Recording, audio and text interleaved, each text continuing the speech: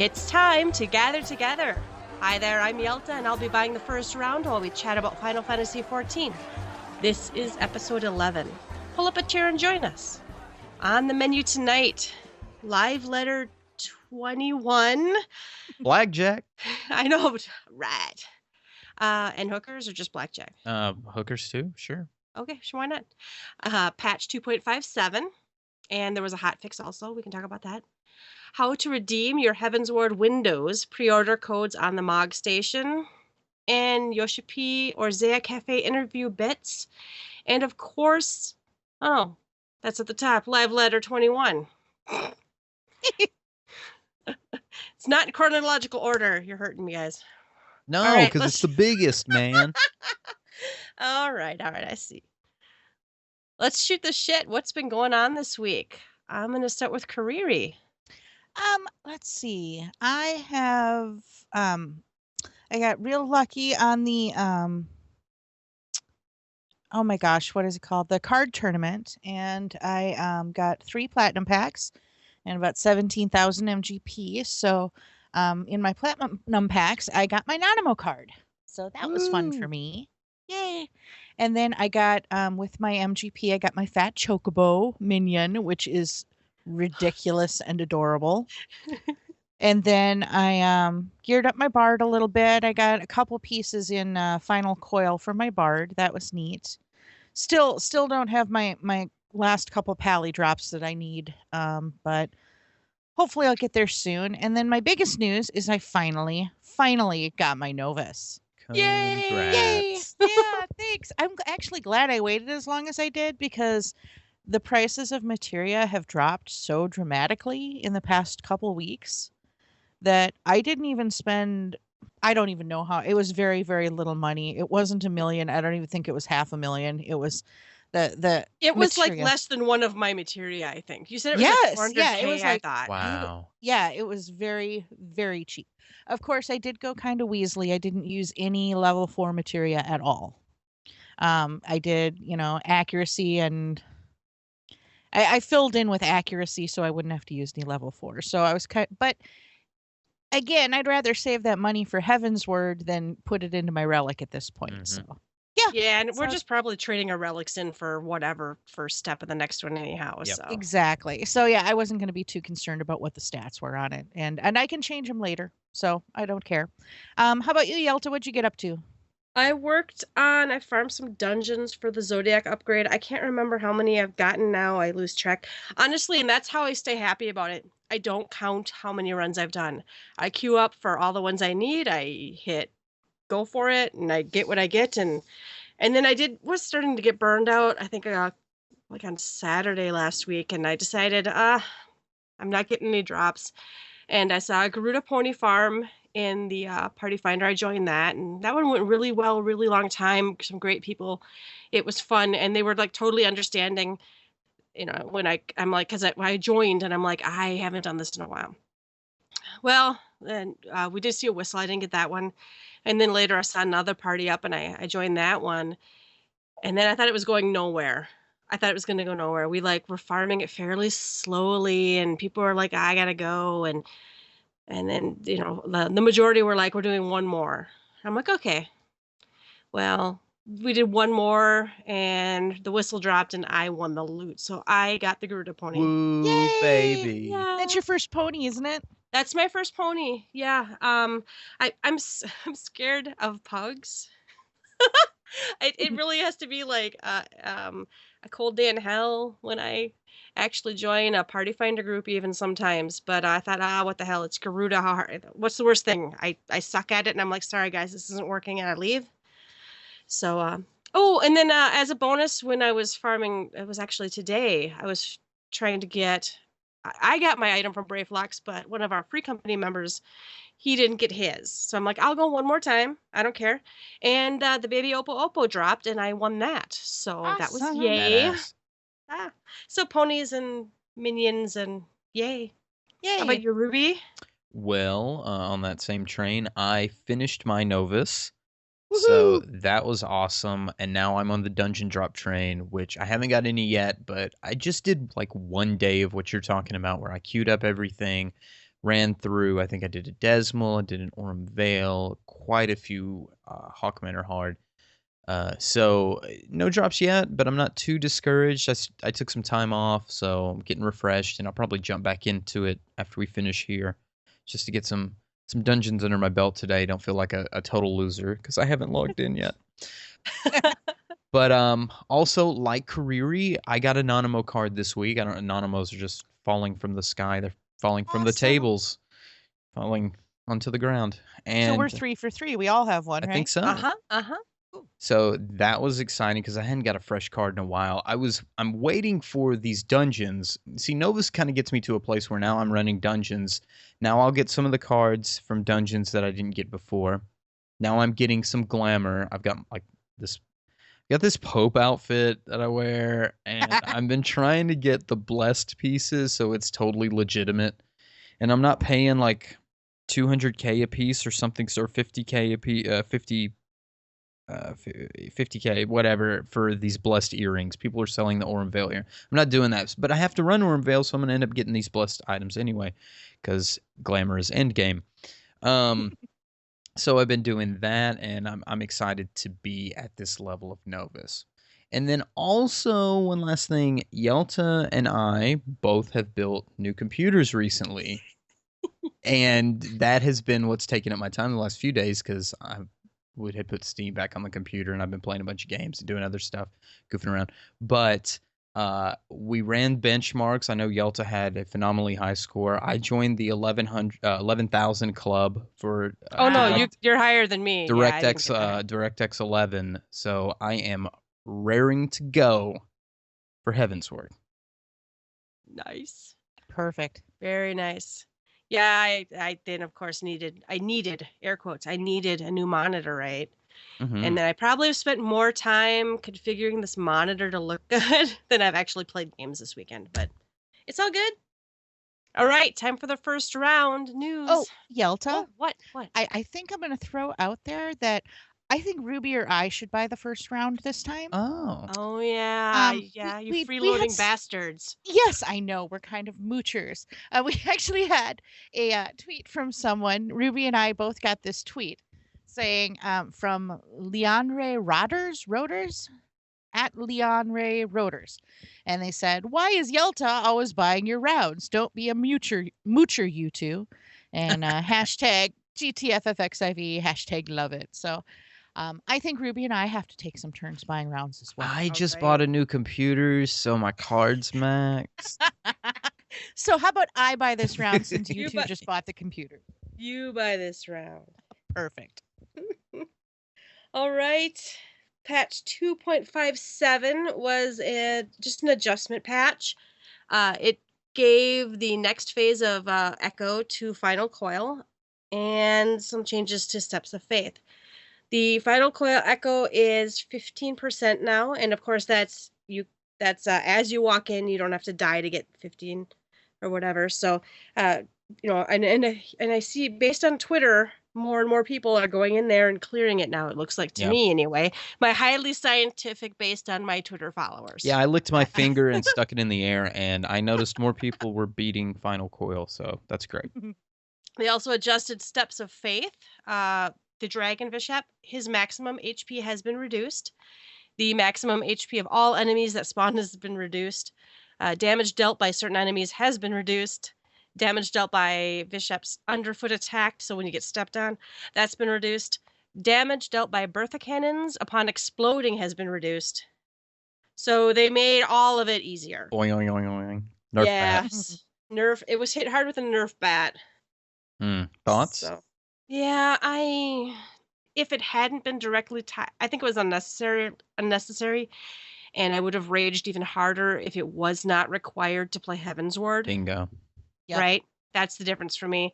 I still queue up. I still get it. And is before as after, the nerfing. People still have trouble with it. I don't have a scientific view of count of, how many people don't just auto bail on it now when they get it in their trials roulette. I don't know about that. What did you guys think? Needed for the same reason. It's part of the storyline quest. So if people want to get to Heavensward, they got to make it They got to make it accessible, and like we said on the last episode, until they add other reasons for people to go back and play it, once it's been cleared, nobody wants to go back to it. So people aren't finding help. You have to reduce the difficulty so they can get to Heavensward. Yeah, I at first I was grossed out. I'm still grossed out by it. I'm not gonna lie, but because it's not that hard to beat. But I don't have their statistics. I mean, if they had said, "Don't argue with us. We had to reduce it. This percentage of people have not been able to pass it. That's why we're doing it. Leave us alone." If they just said it's a really shitty number and we need help, that would have made sense. And Yelta mentioned too, the people keep dropping it as soon as they get in there, see what it is, they drop it, take the penalty, and then requeue later.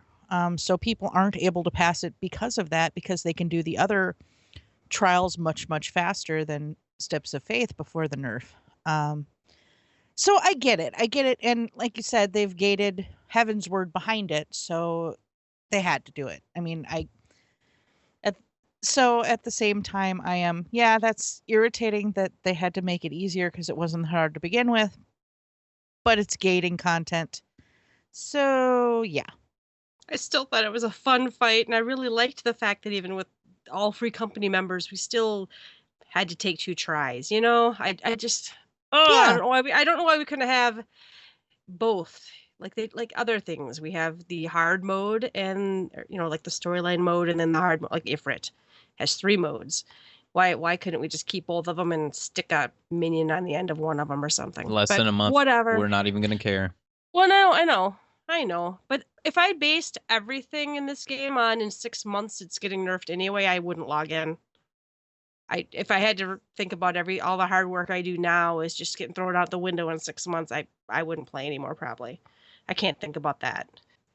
All right, they also changed the music that plays when riding the following mounts has been changed, and it's Sleipnir, all the primal ponies.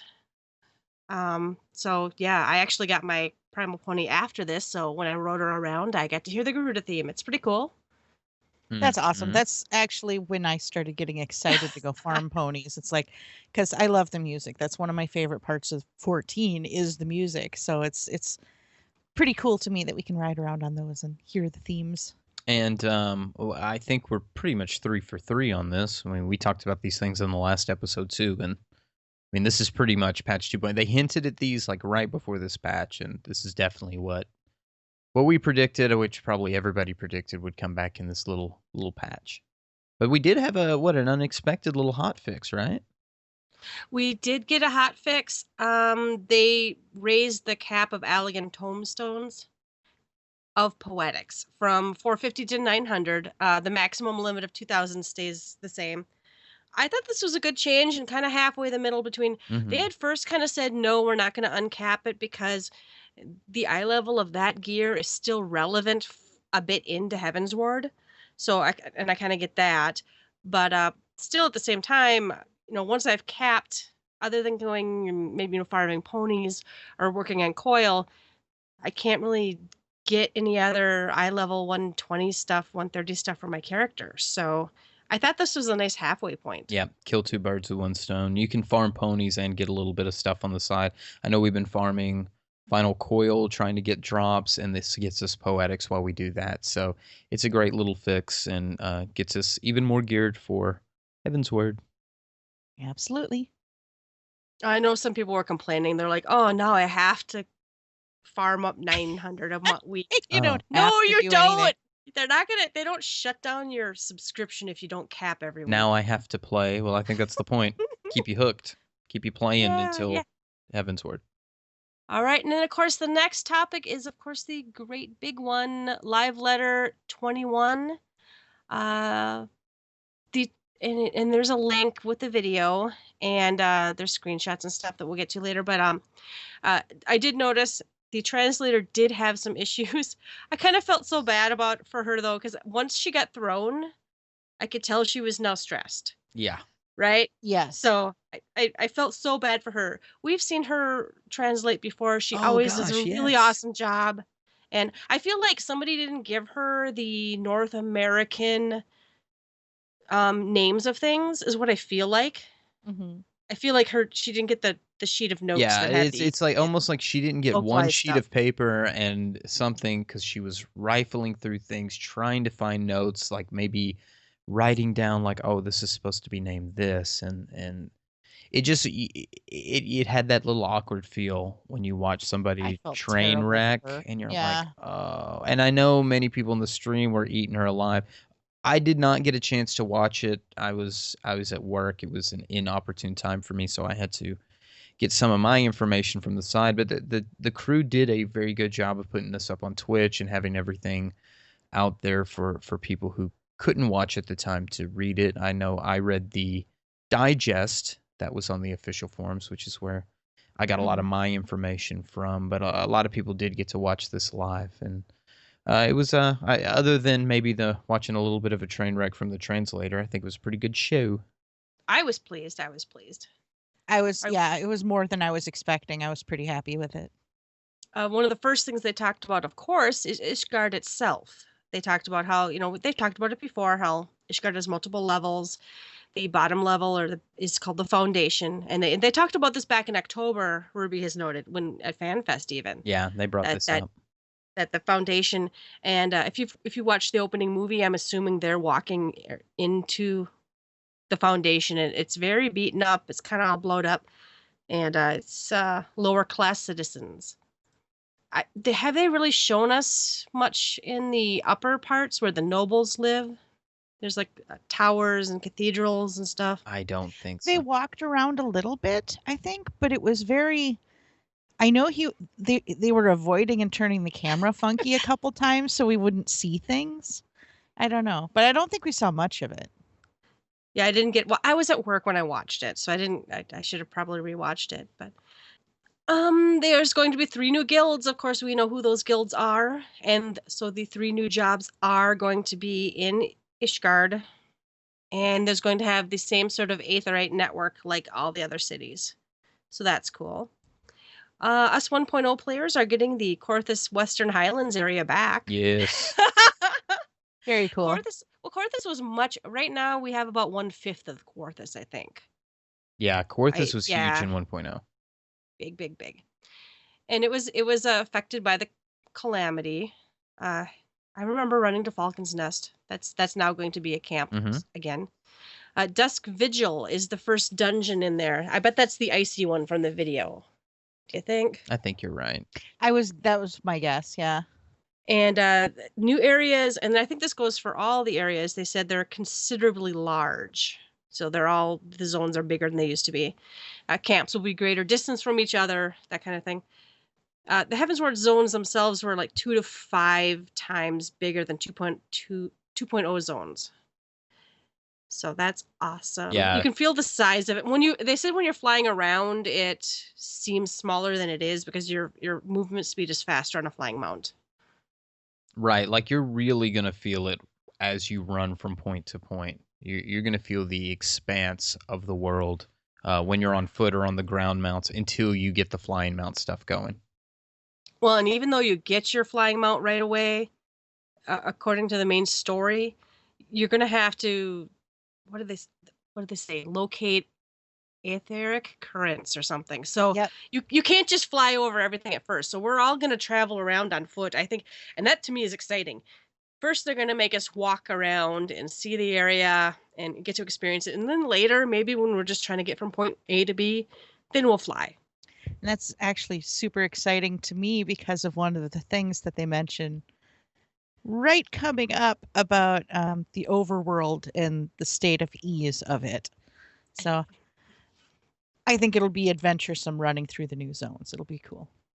And as far as those currents, some of them are directly related. I think like the story will take you to them, and others are hidden. So that's cool to me too. It won't all just be run here. And how do you say it? How do you say the dungeon? Dravania. The Dravania Forelands. So the video shows flying mounts and stuff. And this is what Carrie's talking about. Enemies in the area, and specifically they talked here, chocobos. At level 50 will kick your ass. So, And then they said that villages that hunt chocobos are also in this area. So we'll have enemy chocobos, guys. I've only played a couple of games where you actually fight chocobos. Yeah, my understanding is when you see one of these enemy chocobos, if you go to tag it, you're done. You're going to die if you just go and whack one over the head the first time you see it. Yeah, they had a couple of level 52 ones running around there on the video, so that was pretty cool.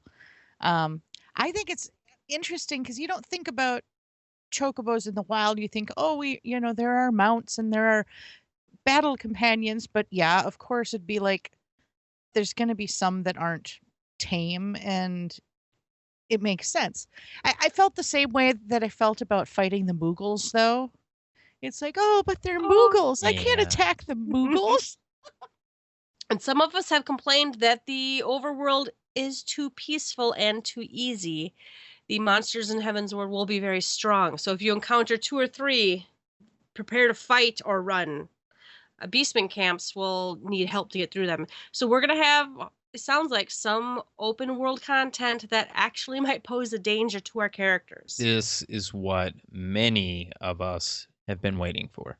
Yes. This is the danger that many players have been wanting since 1.0. Players that came from 11 into 1.0 or 1.0 into A Realm Reborn were looking for this sense of danger that wasn't there. And when Yoshida, when 1.0 came about, there was like the no death or the no experience penalty upon death, and people complained about that. And it's like, oh, you're taking away some of the danger. Well, you don't need frustration to equate to danger. You just need a sense of thrill and excitement as you run through the overworld. But it seemed like in A Realm Reborn, even that got reduced because we didn't get the NMs like we had, and there was just not that level of fear that you got walking around the overworld.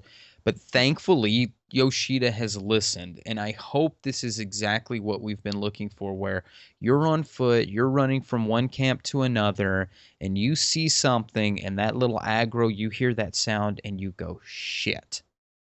Hit sprint, run, call for help, whatever. Yeah, they did say the way it was worded, I think, was like, if it's like the same level as you should be able to handle one of them. But if you get like 2 of them on you, you are going to want to run away. Or if you're going into a beastman camp, you might want to bring a friend with, things like that. What cracked me up about this is in the forums, I felt a real disturbance in the butthurt. Oh, boy. Because, damn, they are freaking the fuck out about it not being as peaceful or easy. They went from, okay, you might need to run from a mob, to, oh my God, we're going to need 27 people to do a quest just to level through that zone. And I'm like, that is the most ridiculous thing. Oh, people were acting like you needed a fucking alliance to do a storyline quest. That's not what it's going to be, guys. Jesus Christ. Yeah, no, they took it so over the top with the ridiculousness of what's wrong or how this is going to affect them. And the truth of it is, we don't know how it's going to affect us yet. We haven't seen how severe this is. Yelta and I were talking about this a little bit the other day. It was like, I loved in 1.0, in the Shroud, there were the zones with all those twisting up and down tunnels and paths. And if you took one route, you would get the low level critters, and that was fine. But if you took the upper path or took a right in the wrong place, you ran into level 50 mobs. I actually liked that. I liked that there was a little bit of danger out in the world. I also liked early on, before they put the difficulty or the level of the mob on them, I really enjoyed it when it would say, or I went out and went, oh, what a cute little ladybug. And I went up. This is on my very first day. It was in like the starter zone, but I had gone a little too far out of the starter zone. Cute little ladybug. And I hit it, and it annihilated my face.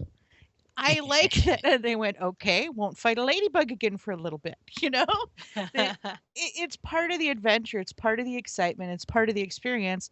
It's 5 years later, and I still remember that silly little ladybug. And I don't like that they took that away and made it that easy. So I am excited to see that there's going to be a little bit of an adventure going through zones. You know, don't forget that you can call your mount and hit the space bar and fly and get the fuck out of Dodge if you really need to. They're not going to set a bunch of hard enemies for the first few storyline quests to impede you from getting your flying mount. So if you're afraid that you're going to be stuck in one spot in the first storyline quest in Heavensward, that's ridiculous. And if you do want to explore these so-called areas off the beaten path that you can fly to and things, that's what you're signing up for. You're signing up for some badass adventure off the beaten path. So why would you be upset about it? And I know a lot of people like to be solo players, and I've been the solo player in other games. I've like, I don't remember even what games now, but like Guild Wars, and I think I played Terra or something. And I'm like, I'm just gonna solo. I'm not gonna ask for help. I'm not gonna do anything. And yeah, sometimes it prevented me from doing things, but an MMO is really meant to be. You interact with other people. Yeah. Maybe even if it's one other Mm-hmm. person, you and both of your chocobos. And again, like everything else in this game, if they find that the rate of people able to, clear this quest or get from this point to that point is too low, and they have the hard and fast numbers, they're going to adjust the difficulty. So if something really is too hard, you're going to go to the forums and you're going to say, hey, I had a party of 6 and we got destroyed running to this camp or something, then they will either say that's the intended difficulty or they'll change it. So don't cry yet. We don't know what it is. Yeah. Yeah, I remember that solo Final Fantasy game I played that was called Final Fantasy It Doesn't Exist because it's a party-based game. Sorry. You're right, though. Pretty much every Final Fantasy game I've ever played, you're almost never completely alone. Not alone. It's always a party of 4 or 6 or whatever. Yep. That's kind of the name of the game. And this one's an MMO on top of it. So, all right. Pillars of Ishgard. Players visit various citadels such as Stone and Dusk Vigil, but this area with pillars is called the Last Vigil, and it's the final citadel. I don't know what that means, guys. I don't The either. closest one, they were talking about that it's the one that is defending the base of Ishgard. It is literally the Oh. final protection of Oh, Ishgard. damn. Yeah, is what it sounded like to me. It's the pillars holding the place up under the what's the word? Like the Under the foundation. foundation. It's Okay. the pillars of the foundation rotting is what it pizza? looked like to me. Oh, wait. This isn't Midgard. House Fortress, and we know that Ishgard is very much into these houses, right? It's very medieval, right? Mm-hmm. Yeah. So the Holy See and the 12 founding knights are located there, and Statues of them. Statues yeah. of them, yes. Well, and that's what in the way they worded it was kind of like funky, but then they did show in the video that there were statues of these, and they did make a hint earlier something about and pay attention to 12 knights. Yes, They even that was hinted, early on right? at FanFest. Way early, Like Knights, something about round and Knights of the Knights Round. and- Yeah. Yep. And they also talked about the lighting is going to be different and the contrast of shadows adjusted. And if you guys watch the video, if you don't like, because like all of Heavensward sounds like it's going to be kind of darker and shadowier. They showed a slider on the character configuration or this whatever system configuration, or if you liked the old lighting better, you could actually change it. Oh, wow. And yeah, so they showed like people everywhere, and it was really like I looked at the other characters, and it was very dark and shadowy, but they slid the slider and it got brighter. Yeah, it So looked good. yeah, I thought that was kind of neat. I like it. I'm very excited that they're going for a darker, maybe grittier, maybe more dangerous. This is where they're going to take the kid gloves off, I think. I Mhm. hope. I'm totally with them making A Realm Reborn easy for new players, but you've played for 2 years now, or so now you know how to play an MMO. So maybe you need to try a little harder, team up with other people. So All right, then they showed us job actions, guys. This was what we've been waiting Oh, for. yeah. Oh, Long I time wasn't coming. even. Well, I wasn't even sure they were going to go this in depth. I wasn't, and it wasn't super in depth. That they showed what they showed videos of each of the jobs. They showed the abilities, and it was obvious it's the dev server. The mob just stands there and takes it, but you got to see several of the abilities for each job. They spent a really long time on Black Mage, and why is that? Because Yoshi P loves him some Black Mage. Yeah, so they talked about ley lines for Black Mage, and I'm a Black Mage, so I want to talk about Preach this it, one. sister. I know. So ley lines, it is a ground buff, and it looks really cool, right? You make this like sigil on the ground, and it looks awesome. And if you stand in it, you get a 30-second buff for 15% haste. And if I have to dodge, step outside of it, it disappears. So that was cool. And as a black mage, one of the things is so much of my damage depends on if the next one procs or not. I'm getting ability to force the next proc. I thought that's really cool. Yes. Really cool. And then Enochian, I think that's how you say it. It is a 30-second, but we're getting a Fire 4 and Blizzard 4. And I get a little confused here, and I'm gonna have to see how it plays out and how it feels. But I think it sounds like our rotations are gonna change, right? So at level 60, it's gonna be different. That's what and I'm getting that feeling for most, if not all, of the jobs. Yeah. That in particular here with Black Mage, that Enochian or Enochian will change your rotation at level 60, because it's not really a stance, but it is kind of a stance, and it's going to give you more abilities to play with. But you also have to keep in mind, how long will I need to extend this buff by casting Blizzard 4 to keep this party going? Like, where do I need to cut this off and change my rotation depending on what my mobs are? So to me, it feels like you have to think a little more about what you're doing instead of Fire 1, wait for the Fire 3 proc, Fire 1. Okay, I'm out of mana, Blizzard I'm out of 3, mana, do Blizzard my, 3, Thunder 2 or Thunder yeah. 3, rinse, wash, repeat. Dun, dun, dun, dun, dun. This, and I'm reading this for other jobs, like for Bard and for Warrior and Paladin, where you are changing your rotation based on the circumstance that you're in. Am I off tank? Do I need to be playing more songs?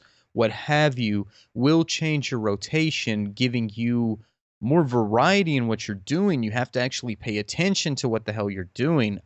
There's going to be so much more, even for the healer classes, to really feel like you're doing something instead of just hitting 1, 2, 3 over and over. Yeah, and I'm really excited about this. Like, one of the things that talked about, like Warrior. A lot of our 8-man content requires, when you're duty finding it anyway, to have 2 tanks. Well, like Warrior is going to apparently get an actual attacking stance. Mm-hmm. So when they're not tanking something, they are DPSing. So and there's something called Deliverance, and then you get stacks of Abandon or something. Abaddon. And yeah, Abaddon. And you can switch between Wrath and Abaddon, so that's cool. And Raw Intuition gives you a guaranteed parry. You know, it sounds like, well, Ruby, did you go to the forums and read the thread about this? No, I didn't read the Warrior one. Well, not the war. It's just about the thread was basically people suck now. How are they going to handle these new abilities? Ooh, and I can feel that even talking about Black Mage rotations. We talked about this about Dragoon when they changed something with the flank where you, instead of being in the back, you can go to the side or something. They changed one little bit of the rotation, and I remember saying, now we'll really know who the bad Dragoons are, because they'll be standing in the back the whole time instead of going to the flank or what have you. And so in this situation, you're really going to see people drop the ball, and that, like, I can't tell a lot when a black mage doesn't do their rotation right. This might really, like, you see somebody train wreck because they completely run out of mana. I don't know. Honestly, I think most players across the board, most players will be able to clear most of the content, like the storyline, easy modes and stuff. I think they're not going to have to know exactly how all of these abilities work. I don't think they're going to have to know exactly how to change up the rotation, but I think it's really going to pull the people who know how to figure this stuff out. It's going to pull them apart from the others. So, Yeah. If the warrior doesn't switch into this other stance, but he's still attacking it, he'll be doing okay damage, but he could be maybe doing like good damage. So, and I don't know, Paladin Kariri has some comments probably. Oh, I do. I'm super excited about Paladin, as I'm always excited about anything Paladin, but Paladin, it looks like, is going to continue to be excellent at defense, but we'll now be able to increase the defense for all party members. It said that we're going to have some new rotations, new combos. It's going to change the rotation based on the playstyle main tank versus off tank, which it has been needed for a while. It says when you're main tanking, first I'll use Rage of Hallown to gain enmity, and then use combos that include dots. And once you have enmity, then there's actually a better combo than our normal 1-2-3 combo now. And then so that'll change quite a bit. There's a new action called Divine Veil. It's going to set a protective barrier around the target where if the target receives cures while under the effect, other nearby members will also receive a barrier effect. So that'll be kind of neat. I think that's going to be really interesting, being able to... Now we have a pally bubble, is what it sounds like to me. So, well, and is that going to cause some interaction between, usually, okay, and I'm just going to say it. When I'm curing a dungeon, and I don't care what the paladin's doing as long as he's not dying. Yep. No, and the feeling is mutual for sure. Right. You don't care what the hell I'm doing as long as you're not dead. Exactly. And is this going to cause me to have to pay attention? Then if you use ability on Ruby, then now maybe I need to react in a certain way to make that the most effective as it can be. I think you hit the nail on the head. I think a lot of these jobs now you really need to watch with TP being added to the bars. We got that announced that they're going to add TP to the game, so you could see that. Classes like Ninja, who need to see TP for gold, who are also going to get some abilities to help other classes with, like, help tanks with enmity. It's important for the classes to watch what, or the jobs in a party, to watch what other members in the party are doing. I think you hit the nail on the head. The abilities that have been added are more for the party in general. A lot of classes are getting more party-wide things. White Mage is getting more party-wide things. Scholar is getting some more things like where you can bane some buffs. It's about watching your party members more and being able to synergize with the abilities that your other party members are doing, and where it's not one-sided, like a monk uses mantra and the white mage uses medica too. All the jobs are going to get some way to synergize with each other. And I really like that we're more interactive, because honestly, I know healers feel the same way sometimes, but as a paladin, I am isolated from the shit you guys are doing almost all the time. It's like, what was it, turn 9? I didn't have to learn any of the shit that you learn in phase 1, because I just stand there and tank while you guys gather together or separate out. So when it gets to the last phase and I actually have a chance of being targeted by things too, it's a real wake-up call, or even turn 10 with the kitty stuff. If I'm main tanking and our warrior Eddard is off tanking, he handles most of the fight mechanics that the group handles too, for gathering to soak this, or can't stack for that.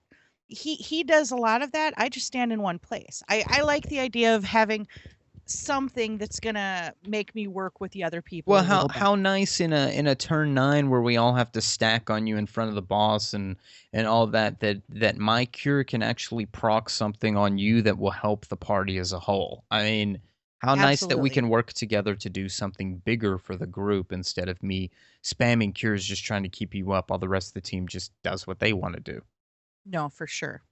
And then let's see, there's a couple other new abilities. that tank paladin's getting. There's enemy blocking enemy attacks one that'll give us some more shield swipes, it sounds like. And they said, as before, paladins are excellent from a defense standpoint, so they've made an adjustment in a way where it makes it possible to increase the we already talked about that, the stat for all the party members. Yeah. So yeah, there's some cool stuff coming up for paladin, which is my main, so I'm excited the most about. Well, and Ruby, you're gonna continue white maging, and I think you are. I am. You're getting some new abilities too.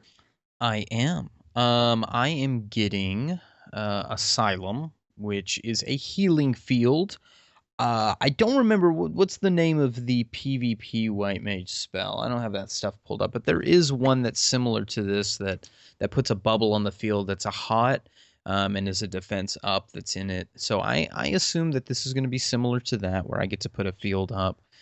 I'm Oh, it looked like a bubble. Yeah. Yeah, it's a bubble, and I've been waiting for hots. I really thought that Astrologian would be the hot user instead, if it's a go-between for White Mage and Scholar, but I've been waiting for some kind of ground targeting, and I'm looking forward to this going forward from a PvP standpoint with some of the Black Mage abilities, White Mage abilities, things that will affect ground targets. For PvP usage, and just as a greater expansion to the jobs, maybe more jobs in the future or more abilities for the current jobs, I am seeing more ground things, and I like this. I've been waiting for White Mage to have this. So we have Asylum, which is like the ground hot. I have ass size. I have an ass size issue. You have a serious ass size issue. I have a serious ass size issue. The issue I have is I don't know if this is going to be the proper name of the ability or not. They can't name it that, really, can they? A size. It's a skill that can be used to attack and heal at the same time. I call that cleric stance. I stance, but maybe I don't know. That's not at the same time, though. Just not at the same time. Just not the same. I have to switch. So I don't know what this is. Hopefully they rename it and give us more details about it. Benediction Jr., Stone 3, Arrow 3, some new dots, which I'm happy about because, as I've been preaching, the spell speed is going to get the effect where it affects the dots heavier, where it's going to tick more or tick harder, and I've built my relic for spell speed, so I'm very interested in how spell speed is going to affect dots going forward. And then they've changed it. Rejoice healers, you're not held back from using the full protect, the prot shell, like white mages get later as a white mage. All the healers will be getting this going forward. So there won't be a gimpy protect for the healers. They will all get the same protect, which is I'm okay with that. Because I have to be the one that uses the protect in a fight if you want the magic defense up. And it's something more that I need to be doing, like it's one more spell I have to get out if somebody dies to recast Protect, instead of another healer picking up the slack. Like, I have to be the one that does it. So I'm okay with this because I'll be using ass size at the time, doing a lot of damage.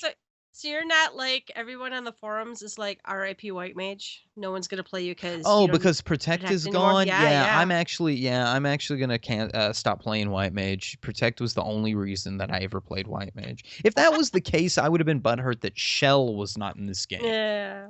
You know, we don't have. It was in 1.0. Yes, yes, it was. Yes, it was. I missed that little green bubble, but you know, what can I do? And speaking of people who are going to cut themselves, it sounds like all the summoners. All the summoners. All the summoners. Even though I summon, and none of this stuff bothers me.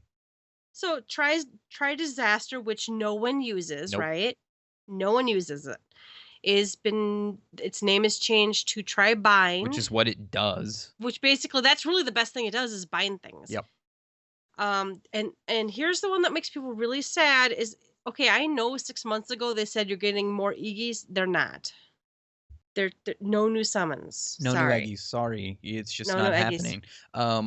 They kick it around. I know they keep kicking this can down the road. I feel ya. I understand, but I look at it this way: the Eggies are just they're just tank, ranged, and melee DPS stances for a pet. That's all they are. What are you gonna add with a Well, Shiva one? I mean, I know you want to collect them all Pokemon, but what's the point of having more Eggies?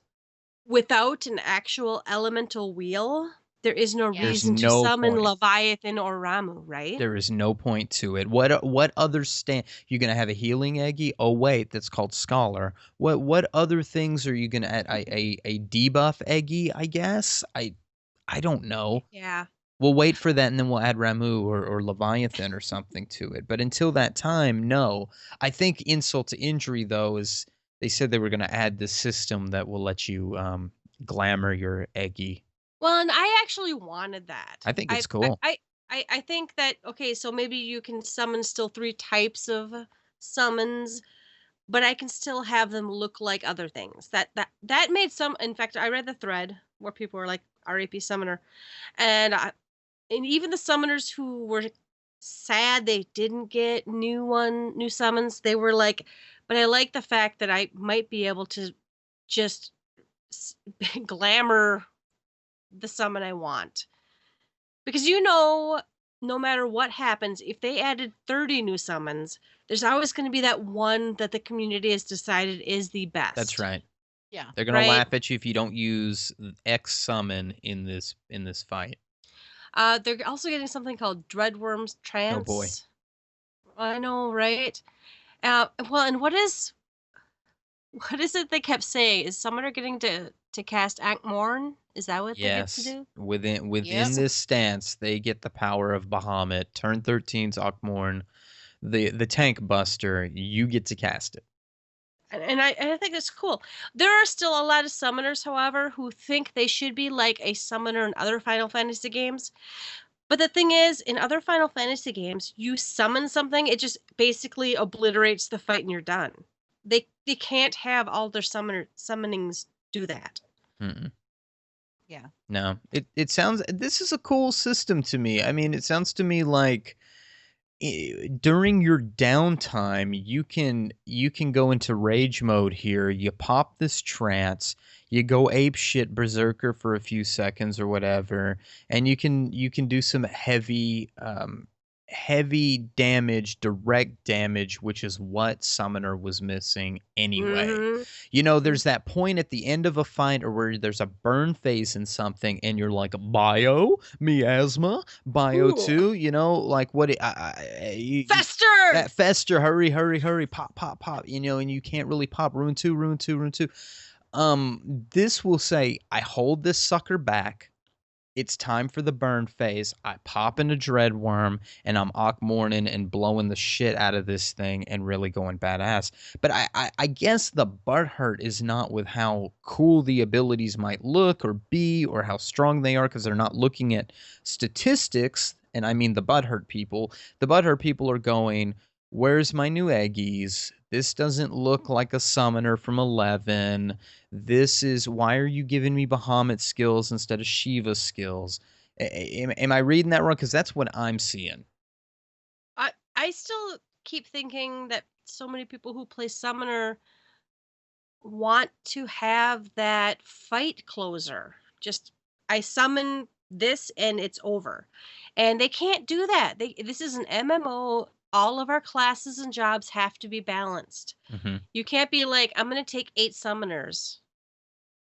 Summoner's Or, strong you know, anyway. Summoner is a pretty strong strong. class. I mean, it could be strong.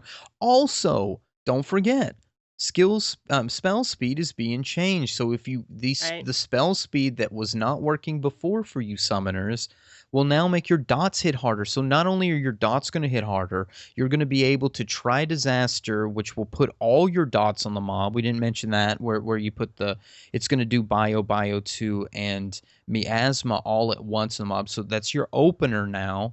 Instead of you having to wait and get all the dots out there, you still have all your other abilities. Now you get to go into beast mode and blow the shit out of stuff. You're fucking badass, and you're crying about Shiva Eggie or Ramu Eggie. I want you to wait and see. I urge summoners, let's wait and see what happens. Let's take a look and see how cool, because I already think summoners are really strong. This is gonna make them OP, I believe. Or borderline. I think it sounds like it's going to be fun to play. Mm-hmm. But like Yeah. I've been preaching, I preached before we started recording, and I've been preaching all week. We don't know how this stuff is really going to play out in implementation once it's out there, once we actually get to actually be casting the spells and tanking the mobs and killing things and healing things. We don't know how it's going to flow yet. And if it sucks, they will adjust it. All right. Are there any other jobs you guys are thinking of trying? Are you guys thinking of playing into the new jobs? I do, but I want to see how they're implemented. I mean, I'm all about tanking, and you know that, so I will probably take Dark Knight all the way up. But frankly, I don't think it's really important to talk about Dark Knight abilities right now that we're getting from 50 to 60 when we haven't seen the Dark Knight abilities from 30 to 50 yet. So I'm really not worried about them right now. I'm going to play it, I'll level it up, I'll see if I like it, and go from there. Yeah, I think the least ones I'm worried about are actually the new jobs, because I think they're going to be balanced right. I think they've been really working on those and tweaking those. I'm interested to see them perform in a party function, but I'm not too like, oh, cool, I want to see that. I want to see them go, really. I'm less about like, tell me what they do. I would rather see them more in action and just play. Yes. It's the older jobs and the new abilities. I'm like, okay, how's that going to affect my this? Or what's that going to do when we do this? So those I'm scrutinizing a little bit harder, and wondering how my peers are also going to react to the new abilities. We already have some that want to change jobs. Will this keep some people within their jobs? Is it going to make them change their mind on the job they were going to go to and do something different completely? I'm interested in Bard too. I don't play a lot of Bard, Yeah. but the Bard stuff, I just wish they would have called this Wonders Minuet Ranger Something else, Stance. because it sounds Something really else. bad. Just call it right? Ranger Stance, and just let us have that, or Hunter Stance, and let us understand completely that this is just a DPS stance that we charge our bow, and it's going to add more damage to the abilities with a little more cast time. People are Yeah. Speaking of are Butthurt. Yeah. yeah. Well, people are losing their minds because it sounds like for one ability you have to stand still. Oh boy. Yeah. Well, for Oh that my one God, the ability, oh fucking my God, your horror. dots have casting times now. Some people just watched part of the video, saw the casting times, and rest in peace, Bard. Sure. I saw that more in the, oh my God, in the chat window on Twitch. It was rest in peace, all of these fucking jobs. It's like, do you have any idea what you're talking about? Well, there was rest in peace Archer when they showed the Barcher, the bow harp at That's true. 1.02, and now we're lamenting the death of the buffer, of the person who does like status stuff. I mean, like everybody was butthurt that Archer was not the badass ranger that it was supposed to be in 11, and then Bard got all these songs, and now that Bard is singing songs and doing status type things for the party, now you want to add more DPS type stuff, and people are bitching again. You can't make people happy. No, there is no happy You just have to making. do it and just go, and I think it's a great thing they're doing. Oh yeah, and the upside of it is, like I said, you can deal high amounts of damage. They added those cast times. You don't have the cast times all the time. Your dots are still going to be dots when you don't have the minuet up. But if you put the minuet up, you're going to do way more damage, but you are going to have a tiny cast Now, time. I It's would not that big a deal. love to see some added synergy, and I know this doesn't happen here, but I would love to see a Black Mage's little thing on the ground also affect other classes. Oh, I'd like to be able to that's light people's awesome. arrows on fire. I mean, Mm-hmm. Oh, that'd be cool. right? Yes. That would be like deep party interaction. Yes. Okay, these are the roles, these are the jobs we have to deal with, and then people are like, oh, skill chains in 11 sucked. Not back in the day, they were No, awesome. I loved them. But yeah. there's so much more they could do. I don't think. Wait for Red Mage in fire and thunder. In fire, yeah. And then Bard's also getting a Sidewinder ability, and it's just a physical attack. It increases the effect of your dots already applied to enemies, which is awesome. I love playing my bard too, so that'll be fun. Just name it And Ranger Stance, Yoshida, and we're good. they totally should. Don't Wanderers anything makes it sound like I'm running I mean, around. especially since you can have other songs or whatever, it's just confusing. Just call it a stance. Yeah, because if you give it a musical name, you expect that it's a effect that you're going to play the song. It's going to pull your MP, and it's going to. God, there's some that don't even. What's the one that doesn't pull MP or reduce your? This one doesn't. Wanderer's Minuet. Yeah, but there's doesn't consume one MP. of the older songs that doesn't actually there's the reduce your running one. damage. There's one Yeah, that doesn't there's- reduce your damage, and nobody sings at the beginning because people who are stupid don't understand. Yeah. Yeah. They bitch at you if you ask for it. Whatever. If you don't know how to play a class, don't tell other people how to play it. Yeah. The end. All right. I think the short version is we're excited to play the new stuff, right? Yes, TLDR. Definitely. Too long, didn't read. Play them and try them and then cry about it. Yeah. Oh, and I just want to mention too, if you didn't read any of it, I know we mentioned it once already, but there is a letter from the Producer Live Part 21 digest thread right on the forums. It's under Community Events, Current Events, Letter from the Producer Live. You can see all of the stuff that we're reading, and we're skipping a little of it because we don't care that much about Because we have 8 minutes left. Come on, guys. we're running out of time. So go check out the thread. All right. Another thing you should probably look up if you haven't done it yet, there is a page that describes exactly how to redeem your Heavensward code, your pre-order code specifically on the MOG station. I did it. It was very easy and straightforward. I had to talk other people through it. But I think I do. Ruby, did you ever pre-order yet? I did pre-order. I haven't done this part, so I got my code. I just need to go in here and pop it in. I think Cinna did it, and you just pop the thing in, and bada bing, it's done. She's giving me the thumbs up now, so yeah. Yeah, I thought the instructions were pretty easy. Go ahead, Kariri. I screwed up though, because when I thought when they were telling us to go get your pre-order code that it was on the MOG station, which doesn't make sense. It's not. You have to go to where you ordered it from and the code is there, or I got it from the Square Enix online store. So the pre-order code was in the Square Enix online store. But I was looking for it in the MOG station. It was my fault because I didn't see the instructions. So well, to be fair, it is a little confusing. So you order the game, and they send you a code that you redeem on the pre-order site, which gives you another code which you redeem on the MOG station. Yep. Now I don't know why. This is not the only game I've ever had to jump through those hoops with, but I don't know if it's security or what. But you're gonna probably have two codes. And just as an aside, people they hot fixed this. And I'm sure there's some people really angry about it. But if you had pre-ordered the PlayStation version, I don't know if it's 3 or 4 or both, and redeemed that code, you could no longer log into the game, period. That's crazy. It was bad. And to even make it worse, they did a hot fix. They fixed it, but those people affected had to uninstall and reinstall the game. Gross. oh my gosh. Yeah, that sucks. Glad it's All fixed, right. but ouch. But ouch. Oh, damn.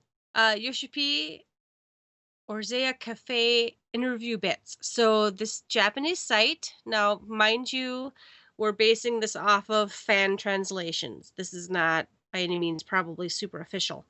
But this site listed bits and pieces from an interview of Yoshi P at the Eorzea Cafe. And here's the rough translation. We're going to get afro hairstyles. Those are in the works. Thought that was kind of neat. Cute. Yeah. Much asked for. Can we have the bunny ears from the Gold Saucer worn by male characters? And it's in the works. Good. Yay! Even Yeah. cuter.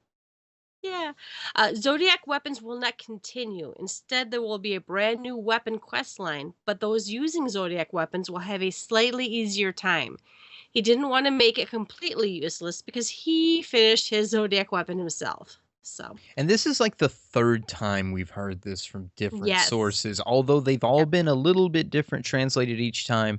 The gist of it is right here. The Zodiac weapon is not going to continue. There's going to be something in 3.1, but it's going to start something different, but you'll have a boost for having a Zodiac. I'm going to keep going. I think it's important. I think that's just somebody's personal call if they're going to do it or not. I don't think you're going to be gimped, though. Even in 3.3, I don't think you're going to be gimped if you didn't do it. They designed these to be optional, and I don't think they're going to change that stance. I'm betting you're going to get to skip a step or something. Yeah. Oh, It's probably like the first quest, right? yeah. I think we knew this already. There's going to be 4 types of airships made with free company crafting. The number of allowed ships will vary by rank, beginning with 4. Yep. Buying the parts is going to be costly, but if you have gatherers, it won't be so bad. This is part of why I'm trying to get all my gatherers up now. Indeed. The hardest part won't be building it, but gathering the materials from Ishgard. So if you don't have any gatherers in your free company, you might want to nudge someone. We are getting free company alliances in 3.0. Now, I was way more excited about this possibility before we actually just merged, but I think it's a nice thing. I think it's a nice thing. So, you're gonna have the same kind of teleport items similar to our Eternal Bond rings, which is really nice. It's an item you keep in your inventory or in your armory chest. You basically just right click on it and teleport. So that's exciting to me. I don't know what else. I mean, they only talk about teleporting. I don't know what other good things. I think they earlier talked about having a shared chat channel or something. I'm wondering about buffs, if there's some sort of... That would be cool. Yeah, that if you guys are running something as a free company alliance together, that you can share buffs or something. That would be neat. Well, that is complete and pure speculation and wishing on my part. Well, they also said that as the 3.x patches come out, they want to add more things to the airship content. So we might be able to ride on each other's airships to destinations or meet another free company at a destination and do some sort of airship mission. But that could be way later down the road. Yep. They also said they have plans to add housing in Ishgard, but that's going to be a year or 2 away. Now, before everyone loses their fucking minds, because I did, they did also in a separate announcement say they're going to add more housing in like 3.0 or 3.1. I can't remember now. But what? To the existing zones? And that was my assumption that... we would get more another housing page of wards to the existing one. Which I know some of us are really, really looking forward to. I'm waving my hands wildly in the background. Well, as long as they don't add one more page of wards, I mean, oh my God, they should have made enough money. Come on, this is a very, very successful MMO. God. Buy some more. Buy some more servers. Add 3 more pages of wards to each of the zones, and let's see how that goes, and add another one in a few months too, if you need Yelta to. and I will be standing in the zone waiting to buy our houses. Check in hand. God, yes. That's right. That was one of my goals this week and last week was make some gil already, and I am up to like 2.5 million. It's good. I still hate my husband who has 6 million. So I think I need a sugar daddy, and I think it's going to be incestuous. Oh, boy. Incestuous sugar daddies. Oh my god. Okay, but there's not enough land right now, so they plan on working that first, so that's good. If you're not sure about spending money on housing, just buy a large one now. What? There aren't even any large houses available right now, so what the fuck are they talking about? I don't know. Okay. Once you clear a certain quest, your fat chocobo will fly and apparently get cake. Yep. I bet it's a fetch quest for cake. That'd be awesome. Other mounts are gonna fly too. The Araman and bomb mount that swing from the kobolds. I love that one. It's so cute. And all the primal horses will all fly. The first one to fly will be Kirin. Good. Which means Confirmed. Get my ass moving. Because I said that last time I wasn't sure. So yay, confirmed. Awesome. Okay, there's also some requested armor in emotes that will come in patch 3.1. more will be revealed in the next live letter. So look forward to it.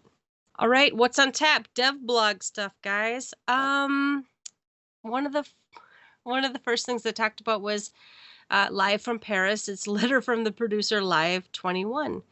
They put the video. This is the one that has Foxclan looking like he's going to Louisiana. Oh, he looks very Mardi Gras.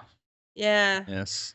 He's got a nice little scepter here, and here's the table. So if you didn't get to watch any of the stuff, this is the crew that were doing the translations, and that was kind of them. They put all these images of the artwork here that were shown during the live letter that we didn't cover here, but all of that is on here. And then also we got images or videos of the Dragon song from Final Fantasy. Did you guys listen to the Dragon new video? Yes, absolutely. Yeah, I liked it. Well, and what was the big exciting thing? Who did we say should be the voice of the new song? Susan Calloway. And she is? She is. Now, I love the music of Final Fantasy in general. I love Nobuo Uematsu, who did compose this, with Susan Calloway on the vocals, just like Answers from 1.0 and A Realm Reborn. When the other trailer came out, the original Heavensward trailer with Derplander walking up, we covered this a couple podcasts ago. It had this song that was very operatic, and although it was a beautiful melody, I wasn't big on the lyrics or the way it sounded. I couldn't even hear the You lyrics. couldn't hear it. It was very screechy or what have you. Some people liked it. I didn't care for it, but mainly because Susan wasn't the singer in it. This is a beautiful song. It's sad and beautiful. I haven't really delved into the lyrics yet.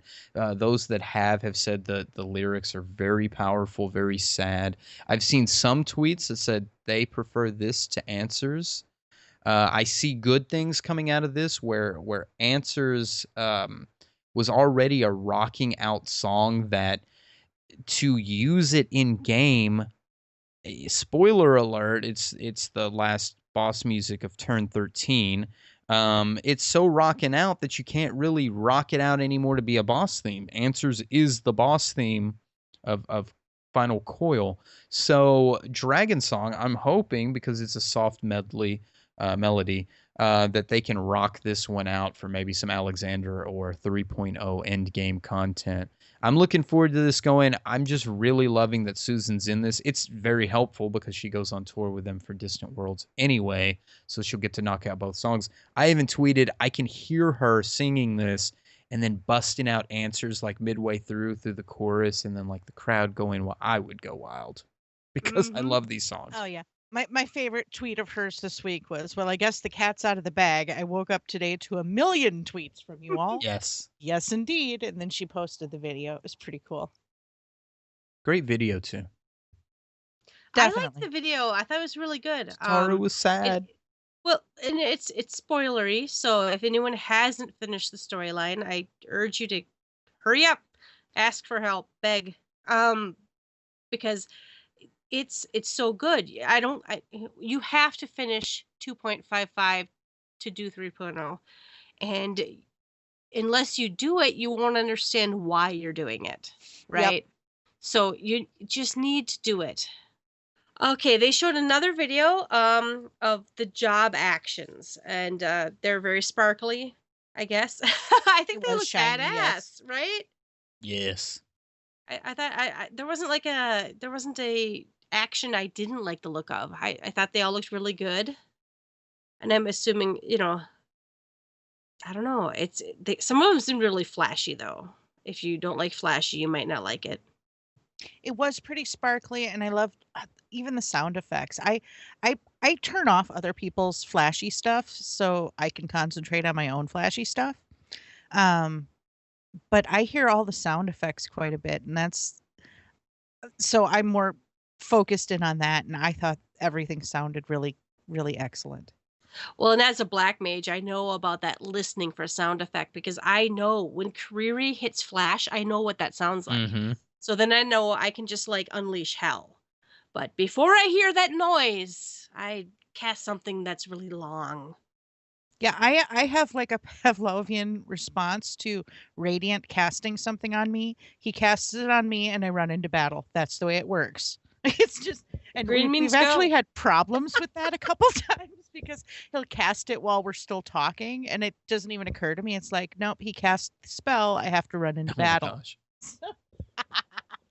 Yeah, so no, I thought it was really good and um I want to go watch it a couple more times just to check them all out. But yeah, it was really neat watching all the different abilities. I can't wait to use them myself. All right, and I think probably, I don't know, you might disagree, but my favorite video was actually the third one. It was the dungeon crawl video. I don't know how many. I don't even know how many they showed us. 6 Yeah, different it was dungeons. at least There's 5. So yeah. Yeah. So we had everything from something that looked coil-like. We had something that was a library. We had something, the first one's like, it reminded me a little bit of Stoned Vigil. Have a You know. Evil cathedral, church, evil evil church. cathedral. Oh yeah, there was a cathedral with a lot of looked like Ishgardian guards walking through it. They didn't show like much in the way of mobs, so really all of them seemed fairly spoiler free. Yeah, we didn't see any creatures. There was basically different color schemes, and like one was very wintry. It was the one we think was in Corthus, and there was one that was very I think it was deserty. It looked like almost to me. Or mountaintoppy. I couldn't decide if it was mountaintop, like if it yeah. was like really high in a mountain so it looked kind of dry. It was like Purpley. purple crystally with what looked like it looked almost vine-like to me, but out of stone. It looked like something Maleficent would have done on, on a bad day. But it was neat to see all of them. I will say the music in the library one, I am not a fan of. They're that jazzed up. Yeah. All of the other ones I really, really enjoyed, but that one was just it didn't suit at all to me. I don't know. I mean, there might be a story that makes it make sense for it to sound like that, but otherwise I'm not. I'll tell you this, when I go listen to soundtracks for games, I don't feel a connection until I have played it first. Now, some soundtracks blow me out of the water, and they're good whether I've played the game or not, but it's a very few. Most, after I play it, the song gets to me, I feel the environment, the song belongs to the environment, and Soken is very good at making the music match the environment. It was a huge issue for me and many others in 1.0 that Uematsu's work did not match the environment that it went with. Beautiful music did not match the environment. Soken's work does, so I'm waiting to see what this dungeon's like. It may be a real quirky. We may be jumping on pads. We may be zipping around.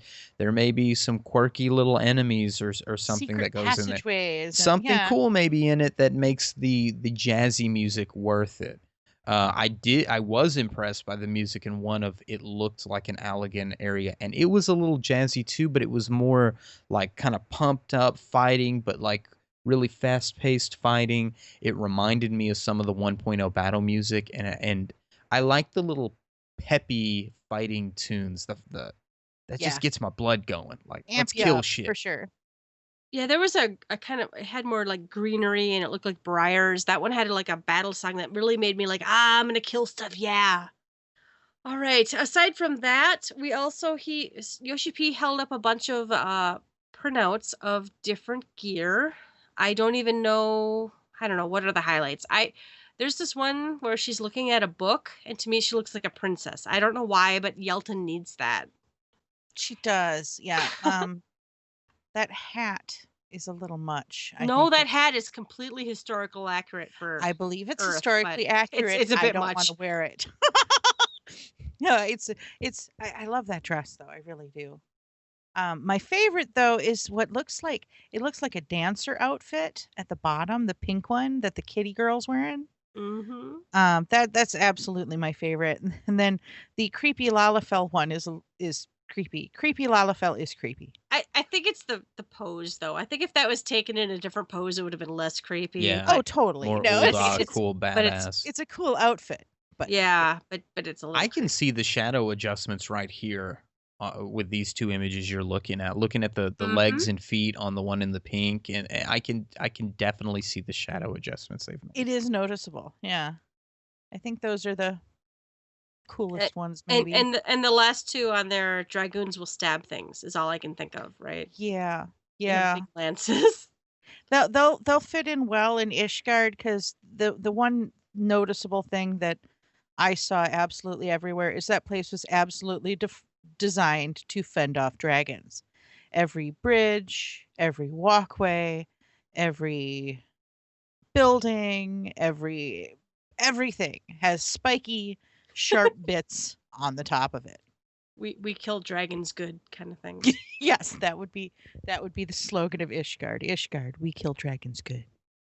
And at the last picture, we may need to send FoxClan to some sort of 12-step program or something. Or Oh, man. Phantom Send of him the some Mardi Opera. Gras beads. Oh my goodness, that's what he's missing is Marty. That would make it right. Mm-hmm. Oh my goodness.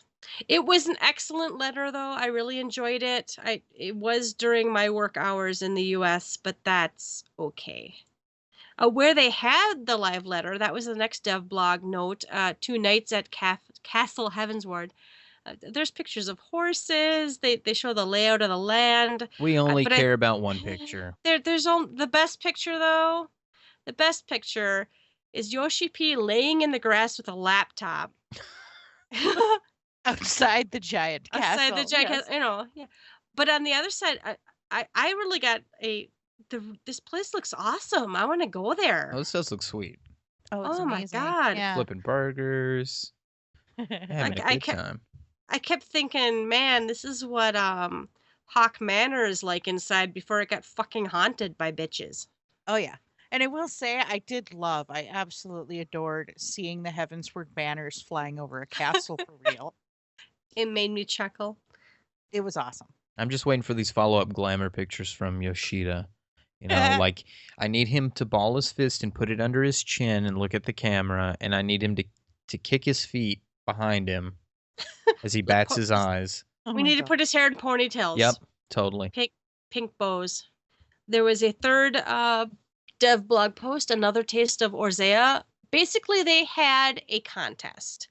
And I don't know even how many people went in, but you put in your entries, and the winners actually were meals made or drinks made at the cafe. And the first one's like, it's like Spriggans, the second one's Chocobos. Oh my God. I want all of this stuff. Yeah. I do too. Yeah, it's fat chocobo head curry and Spriggan squid ink pasta. And someone made a Cape Westwind one, and it's just adorable. Gold saucer parfait has the giant cactar on it. They had some good. The drink, there's an Edda's bloody cocktail. Just it's red God. and it has a heart swizzle stick with a little skull in the Oh my drink. God. It's hilarious. Is that necessary? Oh my God. It's And then a couple of the absolutely necessary. drinks. I'd like a Flame Private's iced tea because it's just the right color to be, you know. I'm sorry, this Edda one even has a heart on the Yes! straw. It's yeah. hilarious. Oh yeah. I love you to death. And after death and everything. Oh my God. Somehow I need to find a way to get to Japan and go Go to the cafe. because I need to eat all the Spriggan dishes because Well, listeners, if you want to send all three of us to Japan, send your checks to... oh man, we don't even have a way for them to give us money yet, so let's just shh that. All right, we have a couple of developers tracker items. Quickly, Grekima said that the dev plan is planning on implementing a piece of furniture that will let you play triple triad. So yay! Yay! Yeah. About time. We've been talking about that since day one. Yeah, and I do understand why they did it, but I want to put this table in my house, and I want to be able to play triple triad in our big house. Get some use for the basement or make a room upstairs or something. Definitely. Zexos says the dev team is planning on changing the UI so that we can see our MGP constantly displayed like Gil and Company seals. So yay. Yep. They told us a couple of dev things back that they weren't going to do this, but apparently it bubbled to the top that this is a decent thing to have. So if you're going to put more toward the gold saucer, it needs to be up front. We do a lot of shit in the gold saucer. Also, from Zexos was the note that they're planning on making it so players who already own minions and mounts cannot need or greed them by mistake. Good. Thank you, because there are some people who I think do it on purpose. Yep. Now I have no proof, and here's my big fear. I did this once in a while. Somebody called an item. I accidentally needed it. Seriously, it was an accident, and there was nothing I could do about it but feel bad and them call me bad names. So I don't want to need something that I can't even use, first of all. And also remember, this will couple with changes to the need and greed system, which will allow us to have a one mistake, you get like a mulligan, or we can set these like to all greed or loot master, what have you. So that will fix greed parties. I'm looking forward to that. good changes. I did that when we were farming turn 11 or 12 or whatever it was the other day, or 10. It was 10. I needed on something that I did not need, and someone else had like called that they wanted it. So I had to hop out of the instance before the rolls were finished. Luckily, I was able to do that. But yeah, and I need definitely a mulligan is needed, and I'm happy they're changing it. Well, I know other games, I think it was WoW, they finally changed it so if you accidentally needed something, you could still trade it while still in the instance or something. I don't remember nice. how that Or worked. within like 24 hours or 12 hours, or there was some sort of time period that you could still, even outside the game, give something to someone who rans. I don't remember what it was, but yeah, it was neat.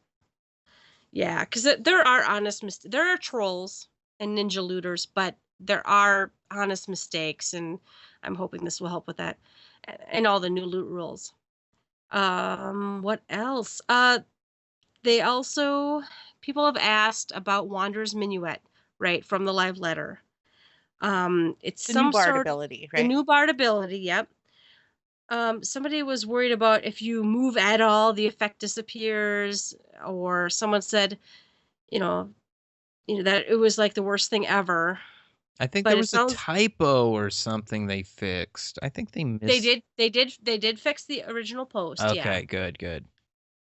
So what they actually said is actually the effect from Wanderer's Minuet does not disappear when you move. This is our mistake, and we apologize for the confusion. If you move while using your actions, then the action will be interrupted. And they've updated the correct information on the digest thread. It sounds to me like if you use this ability, you're doing more damage, but you have to be focused. So you basically have to stay still. You and got it, dude. concentrate, right? That's what it. it sounds like to me, and I think that's fine. So, but people read it wrong, or it was translated poorly, and they've updated it for us all. There has to be a balance to there has to be a cost to the effect, because if it's making all of your abilities much stronger, you have to pay for it somehow. So I'm okay with that, is basically what I'm saying. All right, happy hour. We asked last week, 2 weeks ago now, did Final Fantasy XIV swing the nerf bat too hard on patch 2.57? We kind of covered our opinions, but we did have some opinions from other people. They ranged from, oh my god, it was rage-inducing even to zone into that instance, to no, it was fine, and everything in between, right? Yep. So, yeah, so, we specifically, a lot of people said I didn't need it, but I understand why they needed to do it. So, and I think that's really most of it. I don't know. Yeah. There was a lot of yay, this is the best change ever, all the way to, oh my god, can't we have anything that's hard in this game ever? Yeah, it ran the full gamut on this one, but I think the bottom line is they changed it, and we need to suck it up and move on. And I think Ruby put it pretty. I don't know. We're going to be in Heavensward soon, and it's not going to matter. The rage in the forums has completely shifted since. I mean, it was like, that information came out like a Tuesday or Wednesday, whenever the fixes were happening. And then it wasn't but the next Thursday that we had the other info, and then we had everybody else's opinions about the jobs and stuff. So there was a very brief period of time where everybody was worried about steps of faith, and, this is I was able to clear it, and how come other people can't clear it? And the focus shifted. It probably was the right time also for them to do it because, like a politician, you let some information slip out, and then, look, there's a war over here. Everybody look at that instead of my Wag naked the pictures dog. on Twitter. Yep. So the distraction of the May live letter was enough to get away from that, which it's not even that big of a deal anyway, because people do need a way to be able to get the content. It may be a bigger deal that they put something that difficult near the end of a storyline thing that they need people to finish so they can enjoy the new expansion. I really don't think they'll do expansions this way going forward. I don't think you'll have to finish 3.0 to get into 4.0. I bet they open up like a new land or city or something like that. Make it a total kind of branching storyline. Yeah, or something else so people can at least enjoy the benefits. I think that's what 11 did. I think you had to do some stuff to get to the Chains of Prometheus stuff, but when you got the treasures, you could just do a couple quests and then hop on a ship and get over. So maybe that's what they'll do for it to open it up for other people. But what had to be done, and now everybody's worried about summoners and bards. And Well, going even before that, I remember when 2.5 came out and you had the Chrysalis. That thing Yeah. was freaking hard for those of us the first time through. I cleared it my first party, but I had joined it in progress and they had already tried a few times and they had learned a couple things. I took the day off, so there was no guide. And we just worked our way through it. And kind of, I remember after I won it going, man, are people going to care? Are people going to get stuck here? Is this the turn 5 of the storyline, or is this the Titan hard mode of the storyline? And they never adjusted that though, did they? I think people figured out how to work the fight. I don't remember any Yeah, I major don't think there were adjustments. any I think people adjustments. figured out the black hole vagina thing with the Mhm. extended buffs, and then they figured out how the fight worked. Which I think Steps of Faith could have been that way, but it's not necessarily people figuring out how the fight worked. It was people communicating that who's going to be on turrets and who's going to get the thing, and it was communication was difficult. That was my takeaway from it. Well, and most of you, like half of you, weren't playing your job. Half of you were, doing cannons or running up Right. and doing the dragon killer. So Yep. this was a whole different kind of fight. It was very gimmicky, as people have brought up many times. I didn't really black mage in that fight. Most of the times I ran it, I either stayed on the boss and nuked it, but most of the time I was on dragon killers, which means I'd nuke, run up, wait for the chains, hit it with the dragon killer, run back down. So I I don't know. like that it was gimmicky though. See, and that I was- liked it. Well, and I liked it too. And again, it goes back to my earlier comment that I kind of wish they kept both difficulties, but maybe through a minion or a card at the end of the hard one or something. Yeah. I don't know. And we've all said it now a couple times. We don't want anyone to be restricted from getting into Heavensward because of this fight. I just thought it was challenging, and I was excited every time it came up. And half of the challenge is herding the cats. Yeah. Yeah. So, but there's a lot of people who don't like to communicate. They're don't like, if you fail twice, you might as well quit the game. And there's a lot of people like that. And this fight was very much not like that.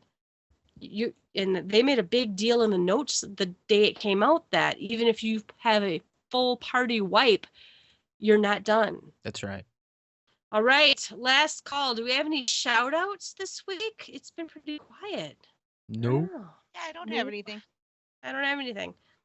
Then it's closing time. You don't have to go home, but you can't stay here. You can find us on Twitter at our handle at GTFFXIV. You can email us at gtffxiv@gmail.com. Our recordings can be found on SoundCloud at soundcloud.com/gtffxiv. And on iTunes, you can search for us, Gather Together, or just GTFFXIV. Oh, an announcement. The icon in iTunes is the same as the one on SoundCloud now. So if there was any confusion about the icons being different, iTunes, through a series of emails, I got them to correct the icon in iTunes. So Excellent. Yay. Awesome. Until we change it, right? That's right. All right, guys, everyone, this has been a great show. Have some plugs? Have some plugs. Plugs. Ruby, plug away. I will plug my Twitter at Rubicon Vale, RUBICONVALE. Kariri? I'm at Kariri Sumasu, KARIRISUMASU. And you can find me, Yelta, on Twitter as well at Yelta Sumasu, YELTASUMASU. That was a lot of ats. All right. Goodbye, everyone. Bye. Bye.